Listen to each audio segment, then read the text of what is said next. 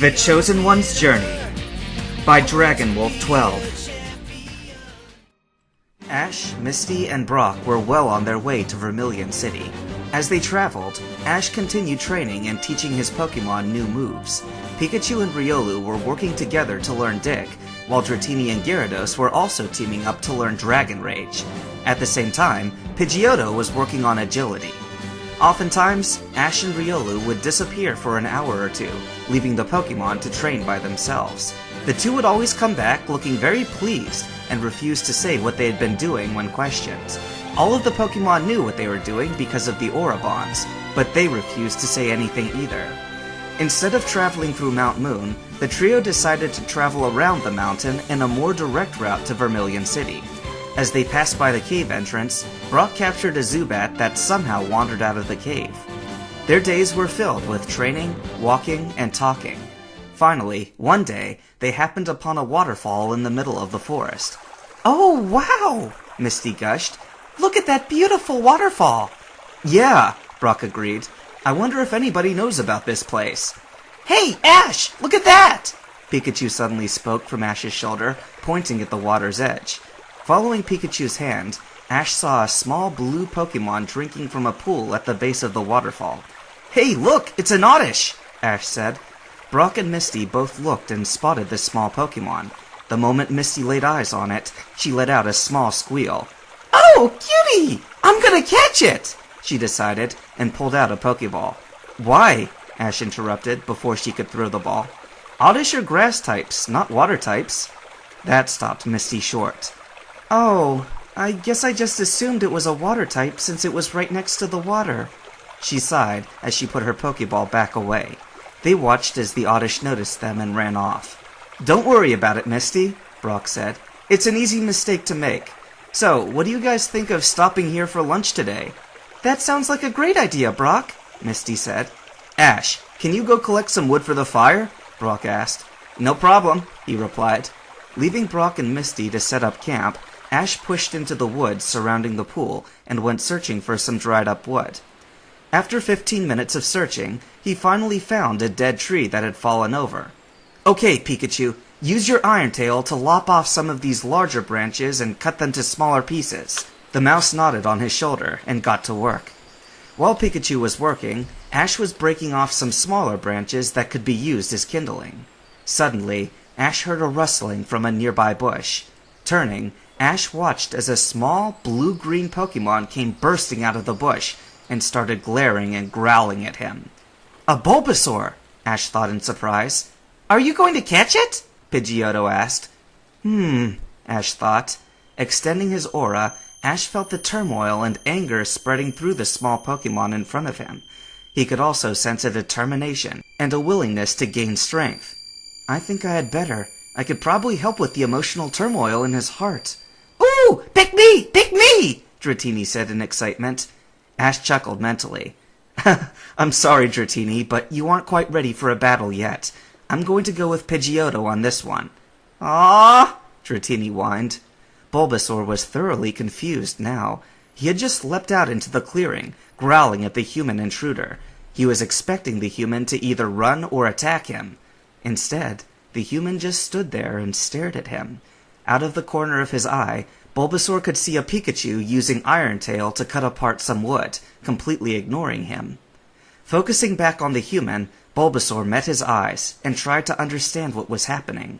As he looked into the human's eyes, he saw an oddly familiar spark in them, and it made something in his mind click. Long ago, he had promised himself to never trust a human, apart from Melanie, ever again. But there was something in this human's eyes that made him want to give him a chance. Ash watched as the Bulbasaur changed its stance. At first, it was trying to look intimidating, as if to scare him off. Now, Bulbasaur's posture was one of challenge. He was challenging Ash to try and catch him. Giving a smile, Ash reached for one of his Pokeballs and threw it. "Pidgeotto, to the battlefront!" The bird Pokemon appeared with a cry, and she ruffled her feathers as she got ready for battle. Bulbasaur was the first to attack, launching a Razor Leaf at Pidgeotto. The attack was so fast that Ash had no time to react, and Pidgeotto was hit. Multiple razor-sharp leaves were suddenly assaulting the bird Pokemon. Quick, double team! Ash shouted. Pidgeotto flashed, before multiple copies of the flying type appeared all over the clearing. Now, use Aerial Ace! Ash called.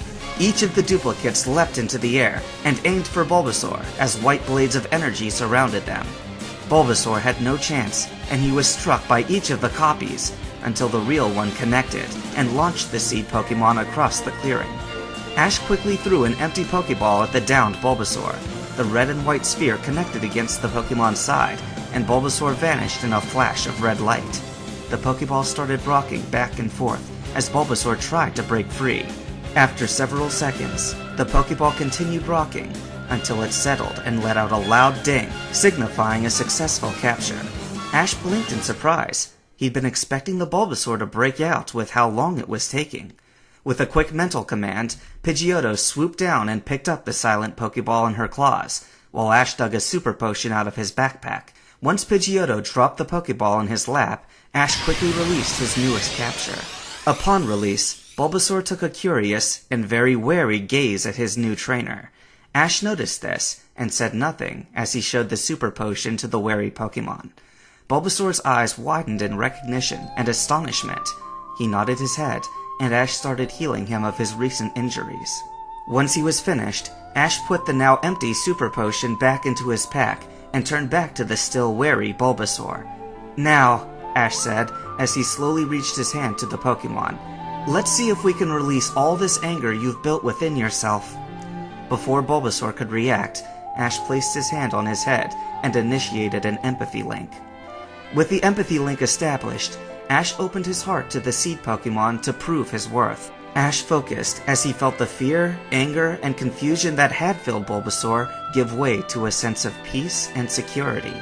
Ash could sense that Bulbasaur had not truly felt these emotions in a very long time. A sad smile found itself on Ash's face as he observed Bulbasaur's emotions. Pushing deeper into Bulbasaur's emotional center, he came upon a block. It was like a compounded knot of hate, anger, fear, mistrust, sadness, loneliness, and other negative emotions. As Ash examined the block, he caught flashes of memories directly linked to the formations of the block. After watching the memories for a minute, Ash refocused his attention to Bulbasaur's mind and opened a telepathic link. I can see you didn't have an easy life, Bulbasaur. When your first trainer abandoned you, it caused severe emotional scarring that makes it difficult for anyone to earn your trust. If you can find it in yourself to trust me, then we can work together to heal you. Bulbasaur was silent as he contemplated Ash's words. Finally, he replied, How do I know you're telling the truth? That's for you to decide, Ash replied, but I would suggest understanding why you challenged me instead of fleeing like you seem to do for most trainers. Bulbasaur fell silent again as he tried to remember what he was thinking and feeling at the time. Unfortunately, for one so young, it was very difficult to manipulate one's thoughts without training. Bulbasaur himself had no knowledge of such things, but Ash obviously did. Thinking of this, Bulbasaur let out a sigh. I can't, he said reluctantly. Will you help me? Ash smiled. Of course I'll help you. Admitting you need help is the first step to building trust, Ash explained, but it will take a deeper connection than the one I've set up. Bulbasaur considered this for a moment, before silently agreeing. Drawing more of his aura power, Ash redirected the link from Bulbasaur's emotional core and connected it directly to the Pokemon's mind. Okay, I'm ready, Ash said. Alright, Bulbasaur said. I need the memory of when I challenged you. I can only lead you down that path. Your memories are your own, and I can only see them if you let me, Ash explained. With that, they delved deeper into Bulbasaur's mind, heading towards his memory center. As they traveled, Bulbasaur began getting flashes of his memories, starting with his earliest. Bulbasaur's life literally flashed before his eyes, starting with his earliest memories of growing up on a breeding farm, then moving on to being captured and offered as a starter Pokemon. This led to the different adventures he'd had with his first trainer. Almost without conscious thought, these memories began slowing down so that Bulbasaur could examine them closer. Now that he looked back, he realized that he could always detect a hint of malice and disappointment that always flashed across his trainer's face when he looked at him.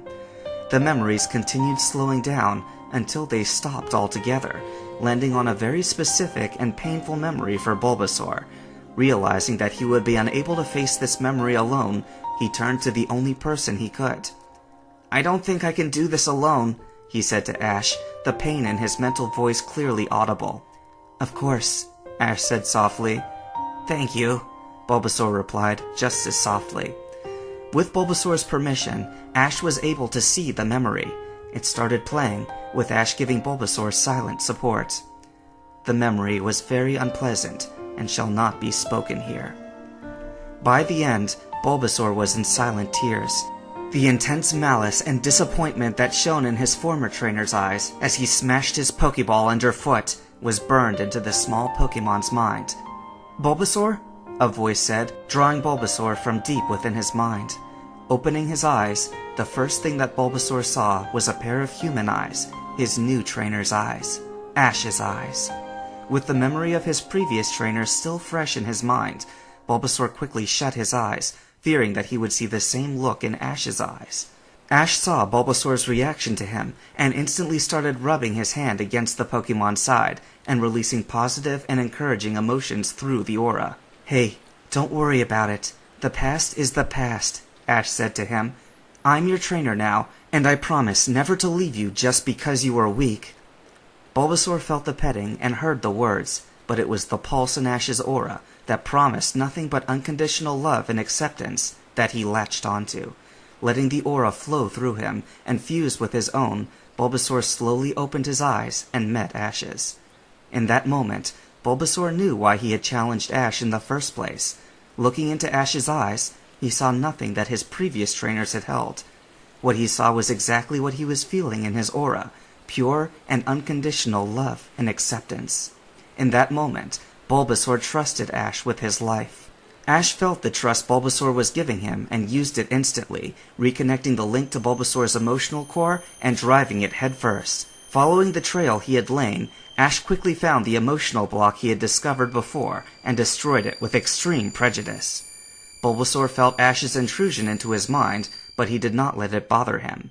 Suddenly, there was a flash of pain in his head, but it faded quickly, and Ash withdrew from his mind. "What did you do?" Bulbasaur asked, once Ash had mostly left his head.